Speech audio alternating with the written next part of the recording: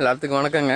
இன்றைக்கி நம்ம எங்கே இருக்குன்னு பார்த்தீங்கன்னா நம்ம மஞ்சக்காட்டில் இருக்கோம். ஸோ இதுதான் நம்ம மஞ்சக்காடு. நம்ம தென்னை மரத்துக்கு உள்ளே வந்துட்டு மஞ்சள் போட்டிருக்கோம்.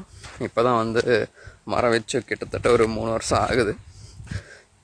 நம்ம சைடில் வந்துட்டு காடை சும்மா போடாமல் மஞ்சள் போட்டு விட்ருக்கோம். மஞ்சளுக்கு பார்த்திங்கன்னா ட்ரிப் இரிகேஷன்.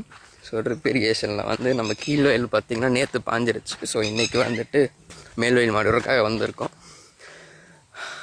அதெல்லாம் பார்த்திங்கன்னா நம்ம பெரிய தென்னை மரம் அதெல்லாம் வச்சு கிட்டத்தட்ட ஒரு 25-30 வருஷம் ஆகுது.